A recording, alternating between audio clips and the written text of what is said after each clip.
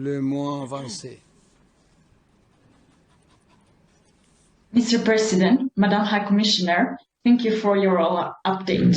On the 13th of July 2021, the Human Rights Council adopted a resolution on human rights in the Tigray region of Ethiopia, where the Council expressed concern at the reports of grave human rights violations of international humanitarian law allegedly committed by all parties in the Tigray region since the start of the conflict on the 4th of November 2020.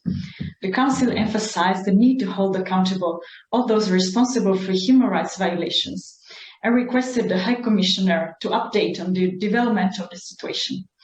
Today, we witness progress towards the cessation of hostilities after the African Union-led mediation efforts have taken place. This is a demonstrable effort to foster peace in Ethiopia after more than 16 months of war, which will lead to a real opportunity for political and diplomatic resolution of the conflict. Nonetheless, despite this optimism, OIPMA warns that the ongoing military operations in some parts of Ethiopia are a huge obstacle to the peace process and hinder the peace-building measures that should be applied by the different parties in the conflict.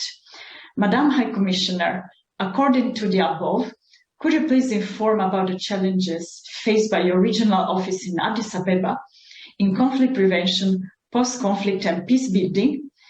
Thank you, Mr. President. Thank you. Y ahora tiene la palabra la alta comisionada adjunta para sus observaciones finales. Thank you. To the question by the Organisation Internationale pour les Pays les Moins Avancés on the challenges faced by our regional office in Addis, I would like to stress again that Ethiopia, of course, sits at a critical juncture, significant political, economic, and administrative reforms being undertaken, at the same time grappling with multiple challenges.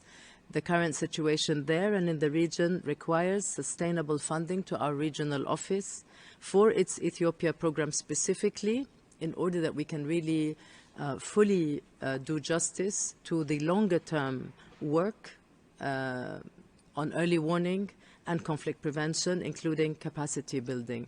Our regional office looks at conflict prevention from a regional perspective, affecting the Horn of Africa, and we do need further capacity building activities in other countries of the region.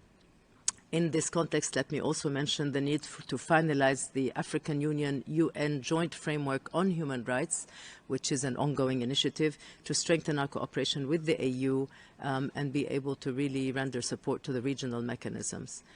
To conclude, Mr. President, I am encouraged by the ongoing efforts of the government, including through the work of the Interministerial Task Force and its committees, and by its readiness to explore possibilities for cooperation with the Commission of Human Rights Experts on Ethiopia. Our office stands ready to support all efforts to advance sustainable reconciliation, including through support for accountability. Thank you, Mr. President.